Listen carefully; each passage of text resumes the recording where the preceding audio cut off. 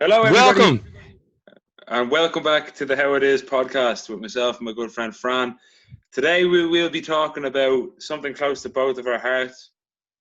Irish football. Not League of Ireland, that's something for another day, but Irish football as a whole, the Republic of Ireland, the history of Irish football. And I'll let Fran take you away with it. I'll get the presentation on the screen for the history of Irish football, and then we'll discuss our own history with Irish football after that. And so Fran, do you want to? I'm not sure if that's sharing for you there, is it? Just one moment, Dave, until it loads onto my screen. As connectivity issues. Ireland, It's lagging. football team forever. I don't know why. I thought it'd be good to start the title with that. It's gone black, Dave. Yeah, it's loading. There we go. Yeah. Okay. Here we are. 1878 and beyond. When Irish football began, we actually had initially started football as the Irish Free State, because at that time we were still currently under British rule, and it was based mostly in Belfast. And as you can see from this, the first ever team to be established was in 1878, but the first real one was established by John McElroy in Cliftonville in 1879, and he established it under the Irish Free State, beginning on the Irish Cup, with obviously a few starting teams, which would have been Moray Park, Knock, Cliftonville, and oh no, I've gone blank. We'll just say that they were the three. These would have started out as the League of Ireland, in Bloomfield. Bloomfield Park was our first international game actually, and that was against England. Obviously, there was 2,500 people in attendance, and we suffered a heavy loss to England at 13-0. I don't believe that was a loss, because they had been established way before. But 1882 was our first international game, and the first Irish team. Obviously, it consisted of, as you can see on the screen here, James Hamilton, who played for Knock; John McElroy, which played for Cliftonville; Don Rattray, he played for Knock as well; David Martin, which played for Moray; and John Hastings, which played for Cliftonville; James Buckle, which played for Knock; and Billy McWah.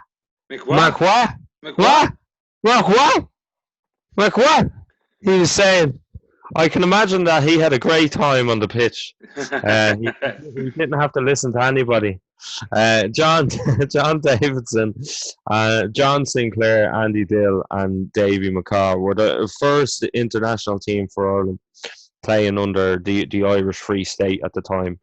And it was obviously we were very humble beginnings. It started out with barely any set up for us, really, with no real investors into it other than the members of the teams, who eventually got everything set up, different practices, different regimes, started to learn the rules of the game under the Scottish rules, the Scottish Association rules, were what the whole of Ireland was based on. And we then debuted in the Summer Olympics against Bulgaria in 1924 to win. And we came up then to 1934 with a little bit of a win. Well, that was a bit of a jump, a 10-year gap, Dave. But no, as the Irish Free State, we also played a lot of games, mostly against Sweden, Belgium, Scotland, England, and Wales. Us and Wales were always kind of getting slapped with the wooden spoon In 1914 though was when we actually won the cup first between the Isles of Ireland and Britain. It was 1914 was our first time that we ever won any sort of established trophy for Ireland as a whole, because you see it was a thing where we could have actually signed off a lot of Ireland to a German monarch, which would have us been signing over, and we had obviously the Duke of Tyrone, who was engaged in that. So in that way, over and abroad, which I won't get into because that's not football. It's neither here nor there, Fran. Yeah, it is. Yeah, well, here we go. The evolution of the Irish jersey, and where it began with Johnny Giles. No, yeah. Well, this was kind of more so the lead up, but we started off with very simple, humble beginnings with a simple V-neck and a round collar. So similar to this here, yeah. Similar to the one that we have now, yeah. Or to the one that you have on currently at the moment. The Brian Kerr jersey. This one is. Yeah, that's the true jersey. It's we'll see. But it really has had some form of evolution, and we did. Unfortunately, we had a failure to succeed in the World Cup qualifier in 1966, which was against Spain. So in all fairness, to lose to a Spanish side, it wasn't too disappointing. Around that time, 1960, the mid 60s would have been around. I mean, the 10 years before that, the great Real Madrid side that won the first 5 European Cups. And then I think they had 6 going into that. The Real Madrid had 6 European Cups going into that World Cup. So, and a lot of their players would have been Spanish from back then because there wasn't as many international transfers. So, to lose to a Spanish side from the 60s, it's nothing to be embarrassed about, obviously. But obviously, it didn't go our way. England ended up winning that World Cup. Yeah, but and fair dues to them doing it. Absolutely, well deserved. I've watched the highlights of it, and to win a World Cup the way they did. Was Jeff Horst scored a hat-trick in the final. So yeah, look, no qualms over here. No qualms at all. I also, it seems to be that I have a blank bullet point in my presentation. I'm just after making that note now for myself there. But that's wonderful for the Irish side to see, and it's definitely one of the most memorable times. When Johnny Giles and Liam Brady were kind of the higher tier of the Irish team at the time. They were really prominent players. They were with Leeds and Arsenal respectively at the time, and ripping up the English First Division, the Division 1 as it was called before the Premier League, before 1992. So there were 2 players. I mean, I'm sure if you talk to any Leeds fan that was alive back then, any Arsenal fan that was alive back then, they'd all say the same thing. They were 2 smashing players, and any team in the world would have been lucky to have them, and we were very lucky to have the 2 of them at the same time. And with no doubt, we also had Eamon Dunphy, who never really made that much of an impact. Of course. Well, that's only he debuted around that time. Yeah. I think it was. I'm not sure the actual year where Eamon Dunphy debuted. I think it was 1962. I think it was. It was around then anyway. I'm not 100% sure. I don't know much. Now I know. I back myself to know I have a lot of Irish knowledge, like Irish football knowledge from probably like 1988 onwards. Now obviously I was only born in 93, but I've looked back at it because they were the tournaments that we were in. They're the memories that my dad has of the team. So I wouldn't really know much from back then, but I have heard a lot about the likes of Giles and Brady. So that would be the extent of my knowledge from back then. Yeah, of course. Yeah, like I mean, to the same for myself because I was obviously looking back and watching highlights, and Yeah, I wouldn't have grown up in that era at all. So I can't say that I would have really known anything about it, but from watching, they seem to be a great combination. It was a great team, actually. It was probably one of the best teams we've ever had. Coming up to that point, around all throughout that time, but was that's when really we started to really kick off. yeah, Pardon the pun.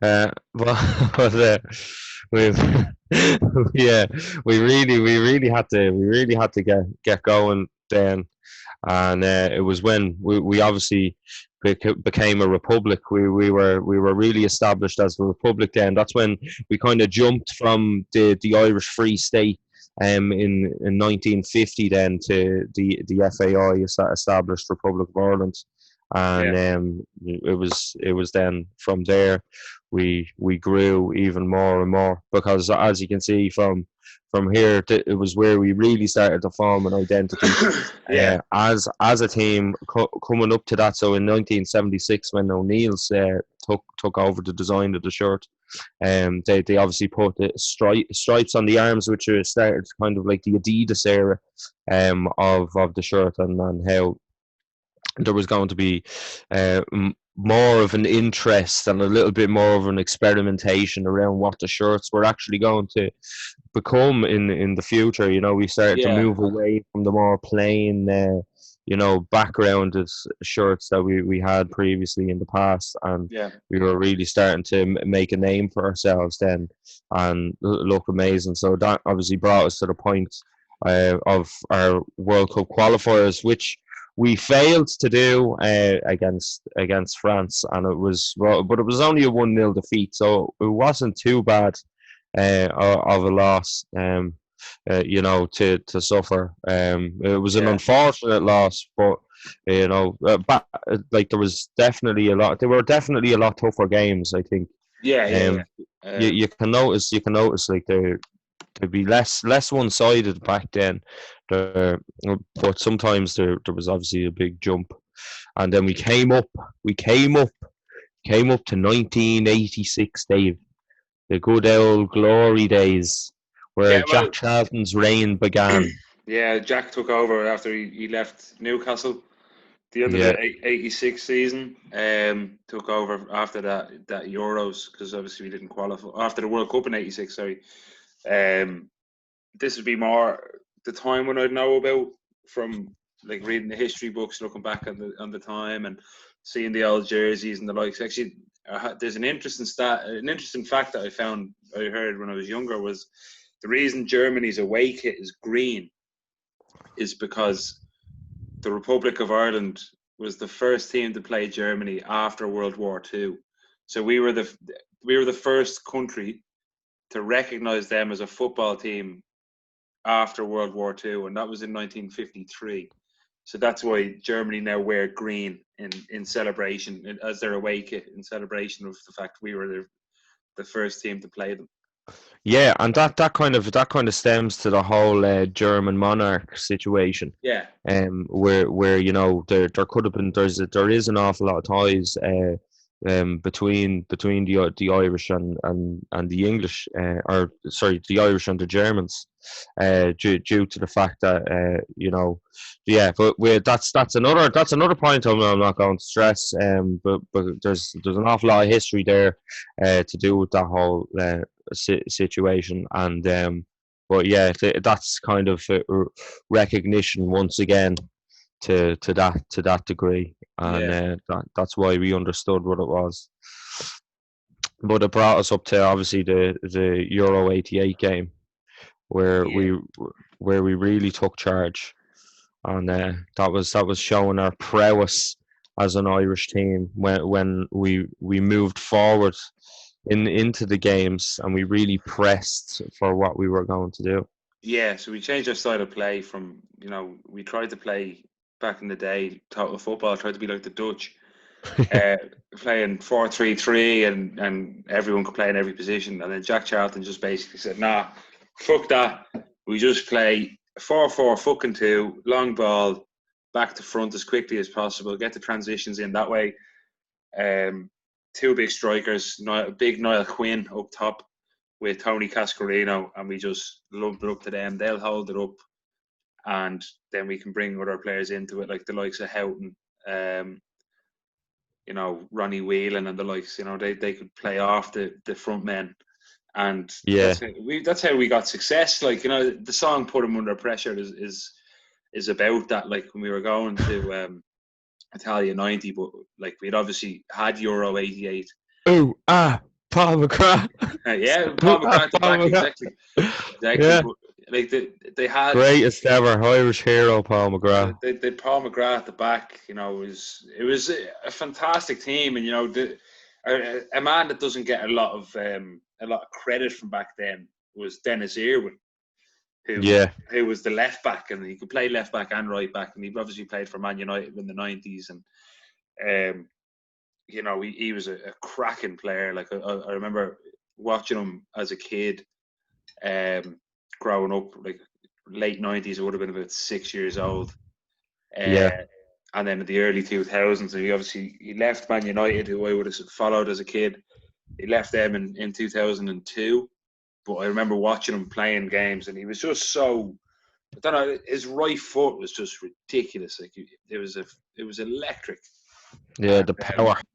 And, like, there's not many fullbacks that, wing backs or fullbacks that could take free kicks the way he did. Some screamers, absolute screamers. And penalties, and I remember watching highlights from a game in 1994 when United played Liverpool, and Dennis Irwin took a free kick, and I always remember the commentary. Andy Gray turned around and said, "I've never seen a team take a free kick from 25 yards out and not one of the attackers is ahead of the ball," because they just knew, the whole United team were like, Dennis is going to ping this in top bins anyway, so it's grand. Like, so, and he laced, it was at Anfield, and he laced the top corner, and it was one of the best free kicks I've ever seen. And it just goes to show how good he was, that the United players were like, he's going to put it, there's no point in us even being in there, he's just going to score anyway. Like, that's a credit to him in all fairness. Exactly. It really should show the strength that the Irish team actually had then and there, and how we really evolved in our playing style, and what way we were going to, like, where our players were in the world, and what they were doing with their own careers. Exactly. Well, like, you look at it, like, back then we'd, a lot of players that are playing for the top teams in England, and you can see a general decline from back then all the way up to now. And, like, since money's come into the game, English teams aren't coming over to Ireland to get players anymore. They're going further afield because they have the money to send scouts to Argentina, Brazil, Spain, Portugal, these places where they'd probably have more technically gifted players. But, like, looking at the stats that you have there, under Jack Charlton, rest him, he had a fantastic reign, fantastic time in charge of the Republic of Ireland. He did, yeah. And as you were mentioning, that obviously his last game was against the Dutch. The Dutch. Yeah. The good old Dutch. In 1996, before Mick took over. But, like, Jack, he brought us to three major tournaments. Euro '88. I'm not sure if you've ever heard the Christy Moore song, "Jocks Goes to Stuttgart." Yeah. Or give it a lash, Jack. Yeah, that's all. And it's funny. Like, when he was initially made the manager of Ireland in 1986, Irish fans were unhappy. Nobody wanted him in charge, because if, like, as far as they were concerned, he had failed at Newcastle. I just have the teams that he's managed here. He'd failed at Newcastle. He failed at Sheffield Wednesday. So, as far as Irish fans were concerned, like, what are we getting this English fella in charge of the Irish team to to lead us, and he did a great job. Like I remember seeing just last week. I remember seeing after he sadly passed away. So someone put up on social media saying, "Can we find these people?" They had a flag at the game saying, "Take your union back, Jack," or take your Union Jack back, or whatever. And it just goes to show you, like, nobody wanted him, and he came in, it's and crazy, he got us to 3 major tournaments, which is more than any manager's ever done. We've only been in 3 since then. Yeah, and that was 2010, like the 2012 and under Trapattoni, which is a bit of a strange one, Yeah, and So I mean, we'll move on from that to the more recent times, like as you have it here, the internet age, as it's been defined. I have Y2K. I have extra memories of Irish football growing up. Like, same as myself. Like, I mean, this would have been where it all mostly kicked off for me. Like, I'd say used to, because this was when I really got involved in it, and I used to obviously watch the matches every Saturday when I went up to my granny and granddad's, and I'd watch it with my granddad in the sitting room while he was watching the match, and it'd always be great. It'd always be great because there's always a time where I relate it to looking it, not even just myself, but watching him watching the match and seeing how happy he was watching the games, like because he'd be always up in the betting office on a Saturday doing the horses, and then he'd come back because we'd do the shopping, and then we come back down, and we'd end up like watching the games, and it was always just a great time, and it happened every single Saturday. So I have a lot of memories. Well, obviously not every Saturday, but the majority of times, and the lot of times is spent. I always remember. I always remember watching games. Like I grew up. Obviously, my dad is a big football fan. He's more rugby, but he's a big football fan. And then I just kind of took it from there. And I love, anybody that knows me knows how much I love football. I love playing. I love watching it. I love reading the game. I love learning about the game. And I mean, I'm reading a book at the moment here that my brother bought me called The Expected Goals Philosophy, and it's about like how you can use like the quality of chances, like the quality of shots that a team is creating can improve their, like, your betting, you can improve your gambling side of things. So I always found that side of it fascinating, and watching football since I've been watching since properly like every week since the 2002 World Cup that you have there, Korea and Japan. I always remember we watched it in school. Yeah, same as ourselves. Myself. So I still remember it to this day. Every game, I remember every goal that we scored. Matt Holland scored in the first game against Cameroon on a Saturday morning. That was the best. That was so good. Like Cameroon, because it was Cameroon. It was like, oh no, we're never going to win against these fellas. I remember Cameroon had that mad, like, speaking about the design of jerseys, they went to the World Cup without sleeves. So they were playing like with like white beaters nearly. And so, like, that's. I thought that was fascinating that they weren't wearing a t-shirt; they were wearing like a fucking vest. You're crazy, man. And Matt Holland scored an absolute belter to make it 1-1. And I remember watching that in my dad's house. I think it was like a 7 o'clock in the morning kickoff or something because of the time difference between here and Japan. And then on the I think it was like 3 days later, then we played Germany. We obviously had the fascinating, that goal that Robbie Keane scored against Germany when Niall Quinn knocked it down to him.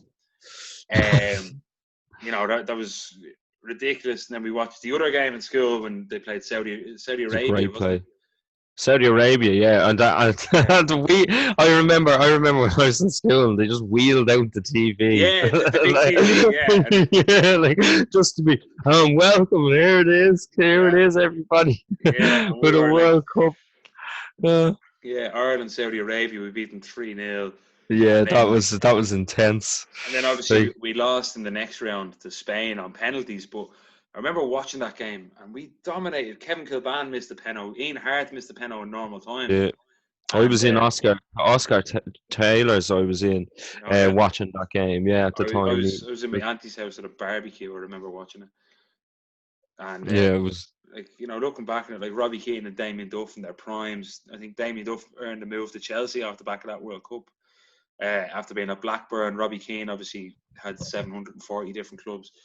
But yeah, like that was when I fell in love with football, and Irish football for me. I mean, it's my life. I love Irish. Like I went the first Irish game I ever went to. I'm not sure how many you've gone to yourself, but I went on my 10th birthday. Ireland played Canada, and I remember I had football training at 6, and my dad collected me from football training at 7 o'clock, and we drove down to Clontarf Dart Station, got the Dart to Lansdowne Road, and this is back at the old Lansdowne Road, like when.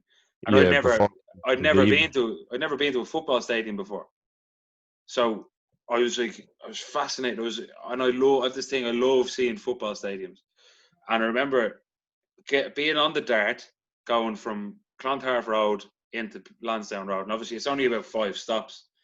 And I remember my dad turns around to me and goes, right, look out that window now. And I looked out and I could see the stadium opened up. You know the way the old Lansdowne was when you could see it from the train tracks. It wasn't all closed, like.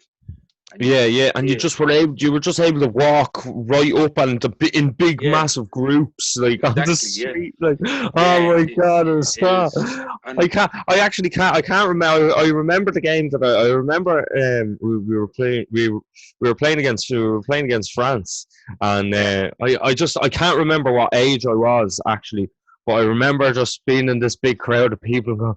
Oh, I was so, like fascinated, like with how everyone just arrived at the place. Like I was like, oh my god, I don't know. I was terrified. Like that was around 2005, Fran. I think it was about 2005. Yeah. Yeah, I remember that game. Henri scored. I was actually at that one as well. We lost 1-0. I remember. Little did we know. Yeah, well, I didn't miss a home Ireland game from my 10th birthday until when the Aviva reopened in 2011, and we lost, or it could have been 2010 when we lost to Argentina.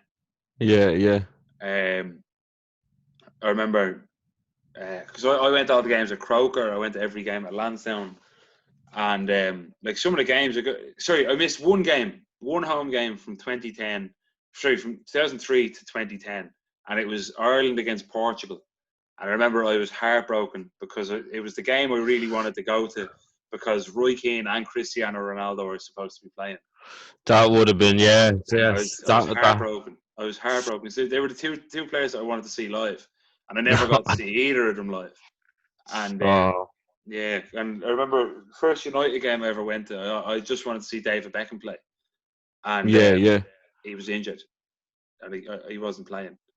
So I remember. I think it was. I was in the Tree Rock, the Tree Rock hotel and bar, and we were watching. This would have been at the time. I think Liverpool won the Champions League. I was 8 at the time. 05, yeah. Yeah, so it would have been at around that time. It would have been about 12 then. Yeah, and it was just like it was a crazy game. It was a crazy thing to witness because they were when that was when I was watching. Obviously, when I was really watching it, and I was like, I'm actually following a team. So obviously, me following United at the Yeah, time, yeah. and watching that game because my sister obviously supports. She still supports, or she supports Liverpool. She still supports Yeah. Liverpool, obviously, and but she was delighted, obviously, that Michael Yeah. Owen. Oh, that was the Oh, UEFA Cup. Would it have been the was the UEFA Cup then, yeah, the when UK we were about 8 AFA years old. Cup. Sorry, yeah. Yeah, yeah. And I remember my sister was just so delighted that Michael Owen, because obviously she fancied Michael Owen at the time, Fair enough. and she was like, "Oh yeah, like this is the happiest moment of my life." But around that time was really when it was beginning for me as a proper fan of Irish football and football as a whole, I suppose. And Yeah. but seeing like Roy Keane was obviously one of the main men in Manchester United Yeah, yeah. at that time. There was no game without Roy Keane. Like Yeah, yeah. it wouldn't have been the game without him. And the obviously the infamous headbutt with Zidane Oh, yeah, in was 2006. in 2006 Yeah, was yeah, it's similar enough, wasn't it? Like you kind of yeah, Zidane, like he was the big cheese, like with yeah, France. So he was like everything went through him, and then it was his last ever game, and he got sent off. And that was the type of player that yeah. Roy Keane would have been. Like he'd do anything for the Sunday team. league, like Yeah, it oh didn't. yeah, yeah. But and I loved growing up watching them play. Sorry, I'm gonna have to plug my laptop in. I didn't realize that I didn't Yeah, have it on. Uh, but yeah, like Irish football has had such a big impact on my life. Like I'm very open about the fact that I have had mental struggles and stuff like that in the past. But like for me, football is one way that I've always been able to kind of get over it. Like not get over, but you know what I mean. Like just kind of deal better channel with it. your energy. Yeah, Yeah, yeah. So like I had a match this morning, right? We lost today, but being back on the pitch was huge for my own mental health. Like because obviously I haven't played in 5 months. yeah. So it was huge, like, and it makes a huge difference because it gets your adrenaline pumping, your testosterone pumping, and You're out there. You're yeah, feeling it. yeah. Like So for me, like that's, and I even going like I go to games all the time in the League of Ireland. I go to Irish games all the time, and it's just something I love being able to go to games and just feel that atmosphere. And like all my mates hate me whenever I go to games because I always drag them there an hour before kickoff because I love watching the warm ups and I love feeling the atmosphere build. And like I remember I went over to Manchester a few years ago with Emma, and um, the match kicked off at 3, and we were in the ground at 10-1 because I wanted to go into the ground and feel the atmosphere build and like watch the stadium like fill up. And that's one thing that I love more than anything when I'm going to a game is like feeling the atmosphere build. I don't like walking into the atmosphere. It's a different feeling. I love being there, yeah, being part of the building for it. yeah, And it's FOMO, like it's a fear of missing out because I love just being involved. I love being there and seeing things yeah. and so I'm for stretching me the like old back, yeah, you need it. But especially in that's this chair. Yeah, I love. Oh, there's, I don't know if you can hear that. There it is, the ice the cream man. ice cream van. Yeah, can you hear it there? Can you? Can you? Yeah. Yeah. Oh no, Yeah. ma! I need money. But yeah, like football for me, like I could talk about it for hours. Like I could talk about my love for the game for hours. I can tell you why, like stuff that football's done for me in my life. I think that would be for another episode. Like obviously today is about Irish football. Um, Yeah, Yeah, but Dave, you know what I mean? That's exactly what Irish football should be.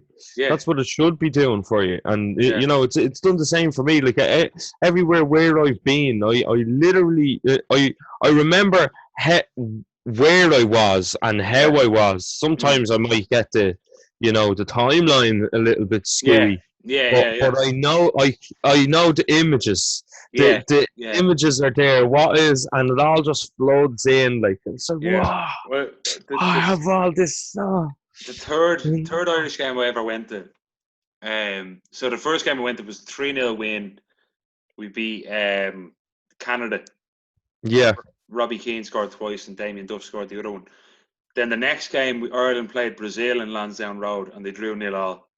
And then the next one after that was Czech Republic and we oh won my God, 2-1. yeah, 1-2-1, yeah. 2-1. I don't actually remember who scored that day. I think Robbie Keane did anyway. But I remember, like, there's a picture of me somewhere. I think my dad has it. It's just me standing in the old Lansdowne Road, and I'd love to find it because I was only 10. Wasn't And it? I think it was Keno and McGeady scored.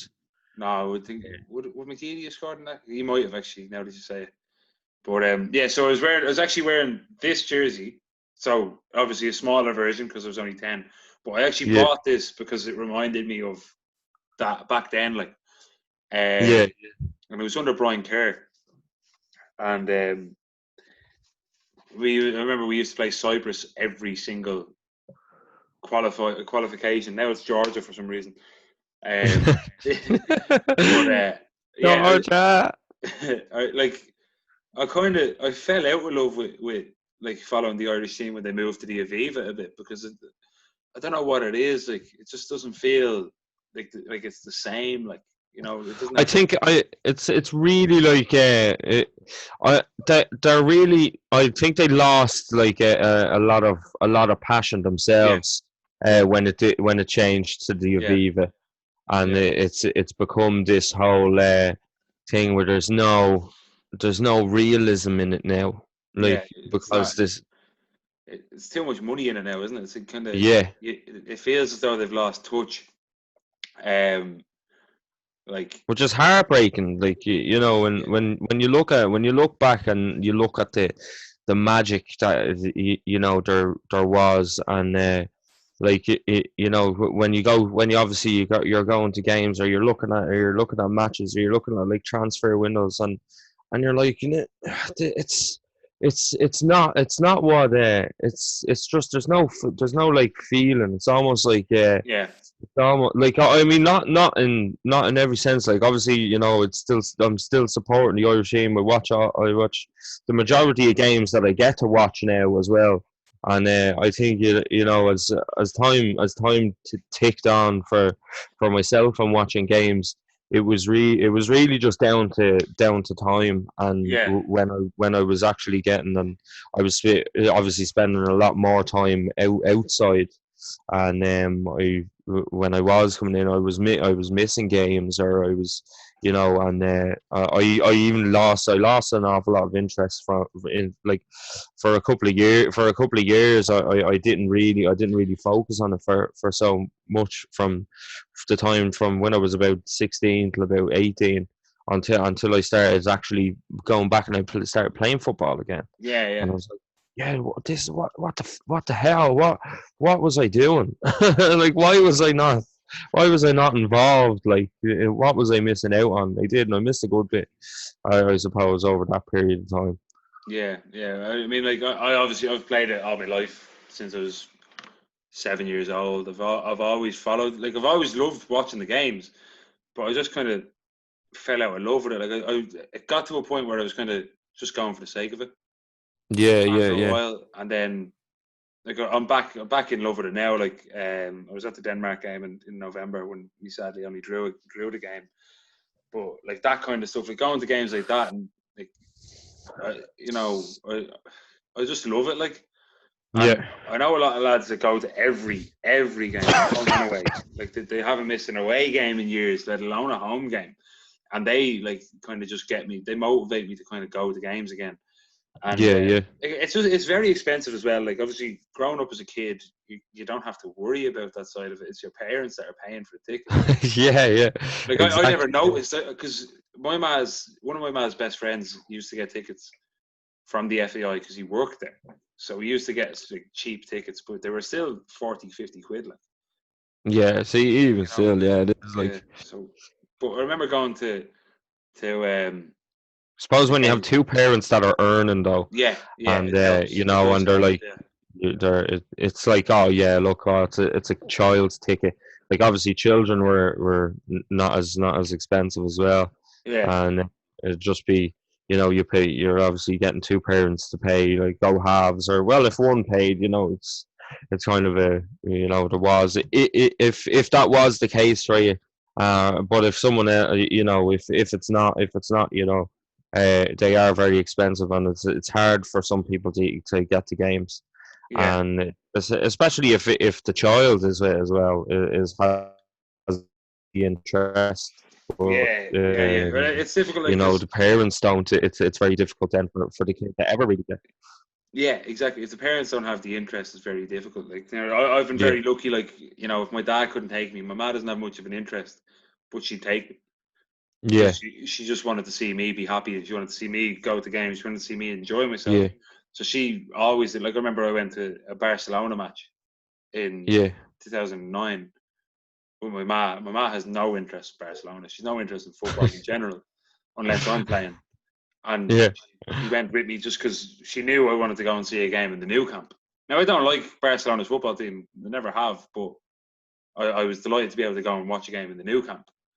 And, and it's like, that's an insane stadium, by the way. I highly recommend going to watch a game there. Like, sure. I think one of the first stadiums in Barcelona like hosted like 100,000 people.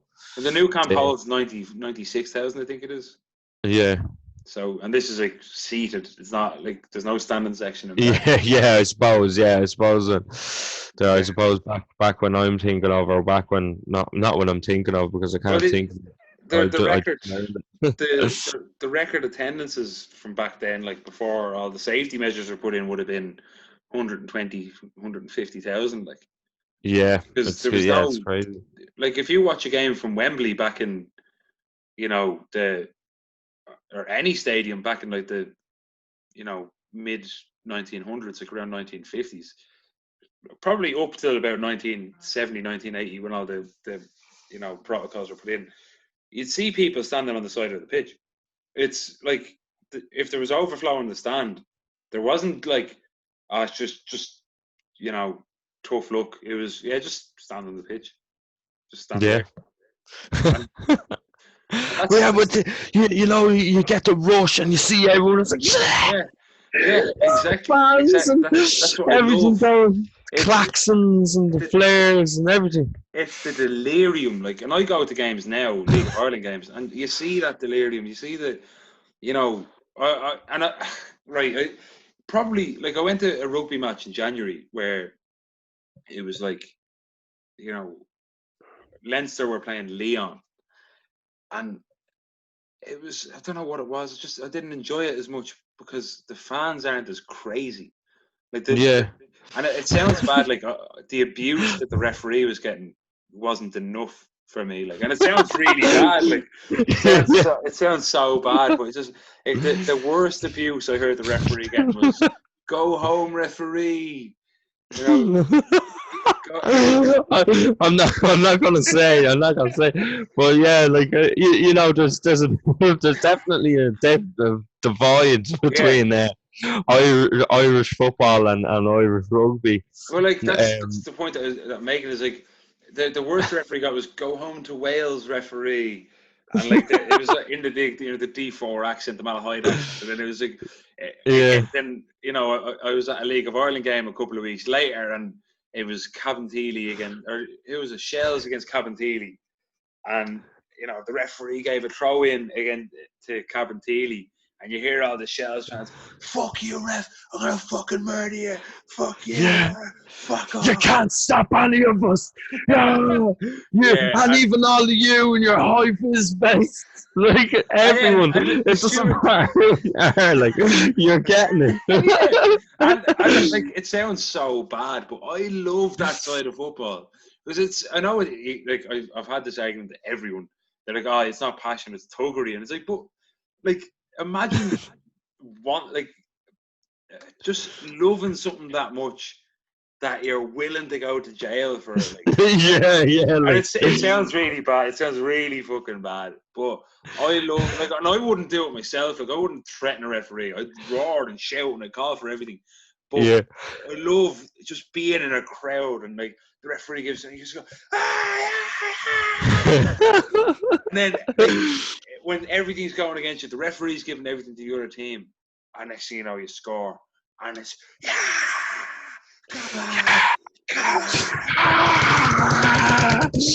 it's unreal. Like, I remember being at a cup final before, and it was Drogheda against Sligo, and I'm a Drogheda fan. Anybody knows me knows that. So Drogheda were 2-1 down. The second goal that they scored shouldn't have been allowed because the referee said it was on the whistle, and they took the free kick before the whistle. Blah. Like, I'm not going to go into that because it's been done to death, and it was 7 years ago. But I remember we scored in the 94th minute to equalise, to make it 2-2. Now, we ended up losing in the 98th minute, but that feeling, and it was only brief. Like, it was literally 4 minutes later we lost. 4 minutes later they scored and they won the game. But I remember crazy. When that ball, when Ryan Brennan scored that goal, put it in the back of the net, I leapt out of my seat. I was 5 rows in front of where I was. My phone and my wallet fell out of my pocket and just flew down. They ended up pitch side, and just that kind of, I love it. That, like, the sense of just delirium. You don't know what you're doing. It's crazy. It's just, who cares? Your pants off, like, 25, 30,000 people there watching the game. I don't give a shit. I'll be on the pitch. It was just the best of ever. Like, that kind of experience. Like, nobody. The thing about it is, like, you don't feel that anymore. No, not yet, Dave. Yeah, we're gonna feel it again. We will. We're gonna make the Irish team feel it again. Yeah, I think that's, put it into their feet. It's a good note to end on. I think just the whole. I think we've been going for 50 minutes here, Fran. Like, it feels like we've been going for 10. Yeah, we could just talk about Irish football for years, like, and it zipped on by. Wow, yeah, I loved it, and I love it, and we should do another episode talking about, like, other experiences following football. But for today, I think we'll leave it there. I think. Yeah. We've gotten to the point of delirium, and exactly. It must end. So for anybody who's still watching, and I say this every week, but thanks so much for watching. We do appreciate it. If you haven't already, we really do. It's great. Like, we just do this just for the laugh, just to have a chat. But if we can get a fan base, that would be excellent. Like. But like, the more you do for us, the more we can do for you, and exactly. and the more we will want to do. We want to do everything, as you can see from our previous videos, what we have done. So what we want to do in the future is astronomical, and we'll definitely be hitting on a lot of topics that everybody will enjoy. Exactly. Obscurity is us. We are obscure. So I don't know. Maybe you're not so obscure, but I find obscurity entertains me enough to. I love it. But we'll leave it there. If you haven't already, please like, comment, subscribe, hit the notification bell beside the subscribe button to get notified every time we do upload a video, and yeah, please share around. And on a final note, while Fran's whistling the anthem, rest in peace to Jack Charlton, and we'll see you all again. Rest in peace, Jack. And we will see you. That is how it is.